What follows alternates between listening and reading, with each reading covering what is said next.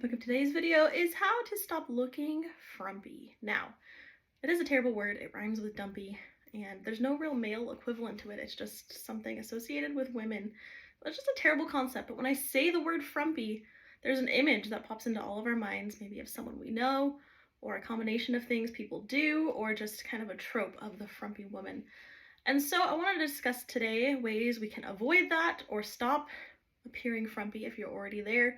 These may be things you may not even be aware of that you're doing. But for me, it became a personal mission after I had my first baby. And if you've ever gone through that time in your life, you just know the end of pregnancy, you're just wearing whatever is comfortable and fits, and you just don't care, especially, and then when you bring home the new baby, it's just impossible. You're just trying to get an hour or two of sleep here and there, and you inevitably just look frumpy, and it's part of life, it happens. But for me, as I began to recover and get myself back, I was on a quest to stop looking frumpy, and just to, when I could go out and feel good, I just wanted to look my best.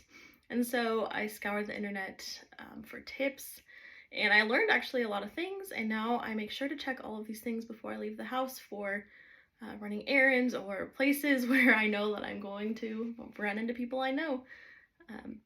And so here is what I have found all across the internet and all across various social media channels to stop looking frumpy. Number one, let's just talk about clothes. First thing you should do when you leave the house is check your jeans, beginning with your pockets.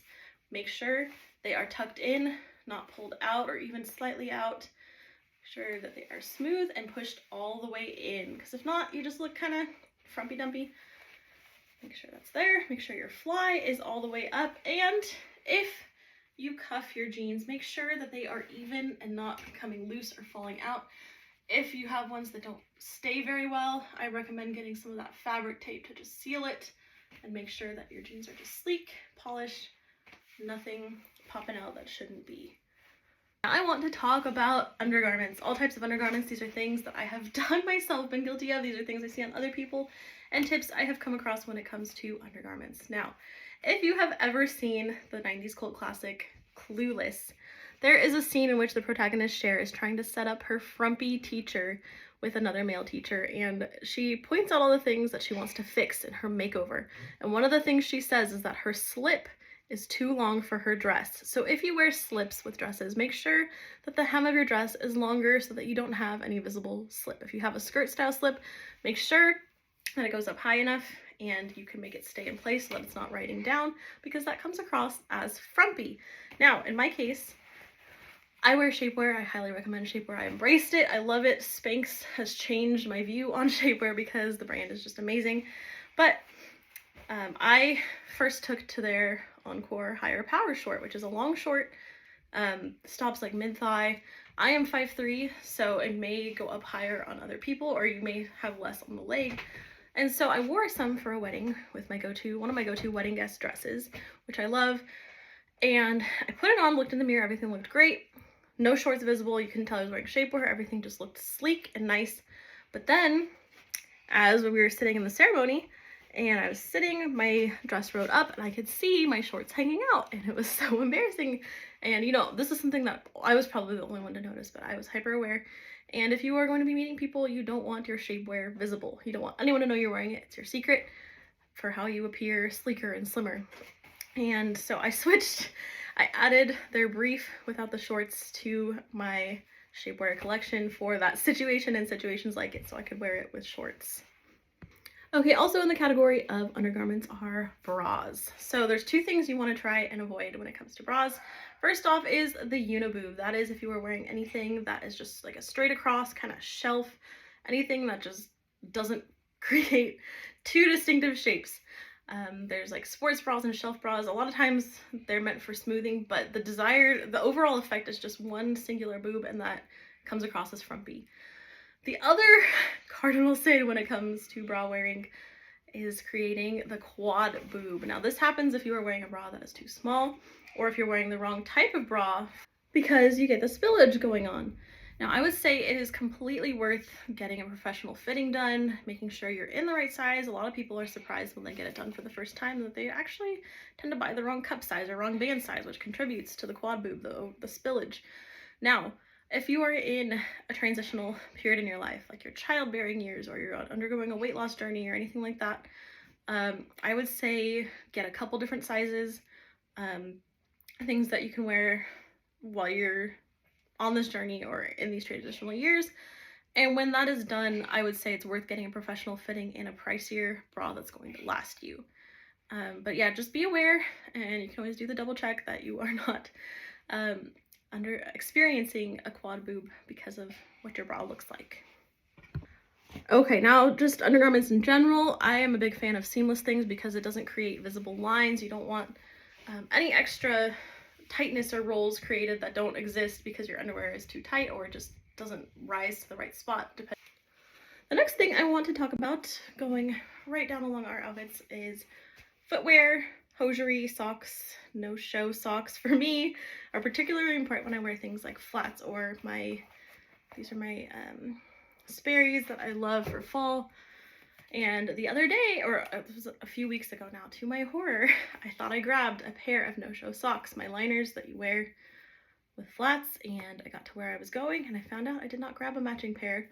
Somehow in the laundry, this got together. This is a true no-show, and I got together with one that is not a no-show. So I looked down at my feet and I just had a visible black sock over half of my foot. So not only was it showing, it was only showing on one. I had mismatched socks. So I highly recommend true no-show liners, the kind that don't slip with the little plastic or the silicone thing in the back. Look for them, and I find I have to do this especially if I wear sneakers and I have like a cropped yoga pant or something and my socks are going to be showing. I have to find things that are truly ankle socks or truly no-show and stay low. Now, I don't wear them yet, but if you wear like pantyhose or like those long socks, make sure that they're not showing. Make sure, like, if you're wearing a skirt with them, that they go all the way up so that you don't see like a visible stocking, especially if your skirt is going to be riding up or anything like that. Okay, now I want to talk about hair and hair accessories. So let's start with accessories. Number one, and this is something that I learned on my journey to stop looking frumpy, is the hair tie on your wrist. I was like, I have always done this, always and forever. I didn't realize that it comes across as frumpy. This can be a standard hair tie, rubber band, scrunchie on your wrist. The overall look of it reads as frumpy. And so now what I do, if I'm going to bring one or I need one on the go, I hide it underneath my watch, and that way it is not seen. And if I need it, I can just quickly throw it on. But that is something to be cognizant of that I was never aware of. Other hair accessories, I want to talk about plasticky hair clips like this, things that are meant for clipping back your hair while you style it so that a blow dryer can run through it. So like the butterfly clips, even like the little metal snaps, and the classic plastic chip clip. This one is all destroyed because the plastic breaks. My kids have stepped on this and broken it, but every now and then I'll use it for a shower. Wearing this out and ones like this reads so frumpy. And what you can do instead, I have recommended this brand Kitsch over and over on my channel, but they make such cute accessories for your hair. I love their clips. They make much more elevated hair clips that still get the job done. So if you just want to quickly throw your hair back or do like a half up, this is what it looks like. And I think it's just so much more elegant than just wearing the plastic clip. It elevates your overall look. So that is something to be aware of. Okay, hair accessories also goes for curlers and like hair caps. Those are things we don't want to go out with. I will say this has been the year where everybody's getting married, and I like to wear the heatless curling rods, if you've seen those, to curl my hair on the drive, and I style it when I get near the destination. So I am not above going into a gas station with that on, but I'm not going to wear it in my hometown, and I'm not going to go out with it for any length of time. It's only where I know I'm not going to see anybody because we are on the road. But curlers, hair caps, we don't go out with in public. Now this one regarding hair is probably my touchiest tip because it's not the simplest fix in all cases, but it's to be cognizant of your roots. So if you color your hair and you're spacing out appointments or you have some time in between, Getting inches worth of roots visible can read as frumpy. Now, all of these tips, it's not like one or two, just committing one of these doesn't automatically make you frumpy by any means. It's just the comprehensive compilation of all of it. So if you have really visible roots and you're wearing baggy, frumpy clothes and your pockets are showing and your socks are showing, and it's just the whole overall look is going to come across as frumpy. Now, a lot of people are growing out their gray, and I think that's so beautiful, especially post-COVID. A lot of people are embracing their natural beauty and their stage of life they're in, and I think that is awesome. But if you are between colors, and this is just like a little bit of growth, I'm talking just like a little bit of growth showing. I don't color my hair yet. I will soon because I have the grays coming in full swing. So this may not be the tip that I should be giving, but it is one that came up, and I just recommend carrying like a root touch-up. They make little mascara wands, they make spray. They have lots of things for in between color sessions. Now for me, I use dry shampoo every 2 or 3 days, depending on how long I'm letting a wash cycle go. And so a lot of the dry shampoos leave a white cast. I have found the brand Verb to be the best one that doesn't. It's made specifically for blonde hair. They also make one for dark hair. And that is what I have to double check, that I don't have, especially if I'm like styling it in dark lighting. I go out and all of a sudden there's like a big white patch and it's not helping my gray situation at all. So that is something I have to double check just on my hair personally. But of course, you know, take it with a grain of salt, and one or two of these things doesn't make you frumpy. None of these make you frumpy. It's just if you're looking to change your overall vibe. Okay, just briefly talking about our overall appearance, cosmetics, makeup. Nobody ever has to wear makeup or anything like that all of the time. We go out, we're not celebrities, we're not being photographed everywhere we go.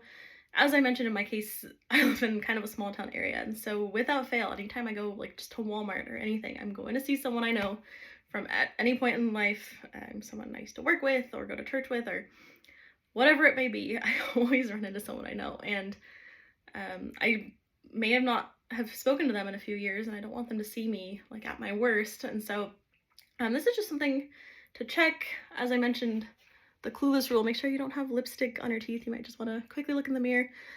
For me, I get raccoon eyes a lot. My makeup tends to run. I'm pretty blinky. I have watery eyes, so just I'll check and make sure that I don't have any mascara bleeding off or any eyeliner running.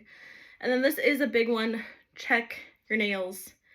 People notice our hands, not first, but more than anything, any other non-facial part of the body, I would say, because we talk with our hands, we gesture a lot. When you greet somebody, you shake their hand, and you know, we're holding our cups, our phones front and center a lot of times. People notice your nails, and if you have chipping, cracking nail polish, or it's kind of fading, or if you wear fake nails or acrylics or anything and you're missing a nail or something severely broken, I would recommend just carrying glue with you or carrying a bottle of the polish in the color that you're wearing, just so you can do quick touch-ups on the go, because people notice this. And if you've ever been in a situation where you're like ashamed to show your nails, but somebody's like going for a handshake, you don't want to make it awkward trying to hide your nails. I've had it before where I want to take a picture of the drink in my hand, but I'm like awkwardly bending my fingers to not show my nails because I'm insecure of it. So simple things you can check just to quickly fix before you head out. All right, I want to talk about pet hair.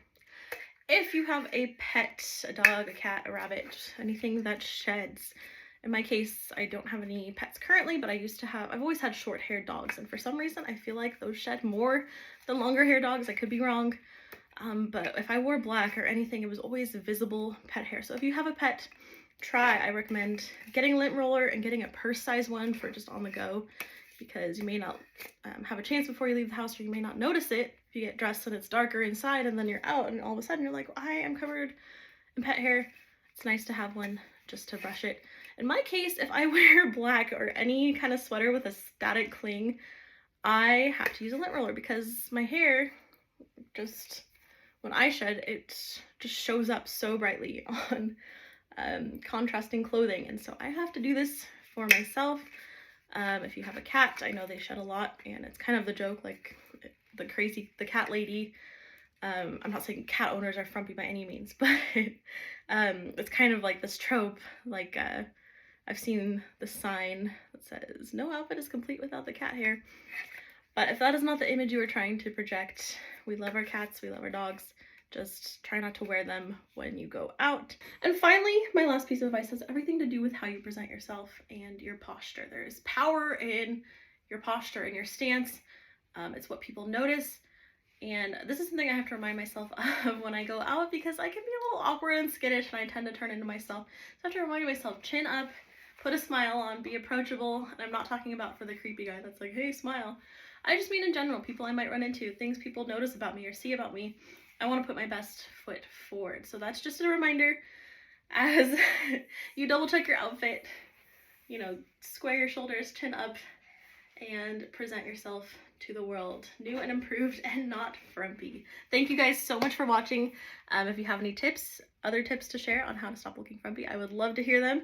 And if you like these tips, please consider liking and subscribing, and I will see you in my next video. Bye!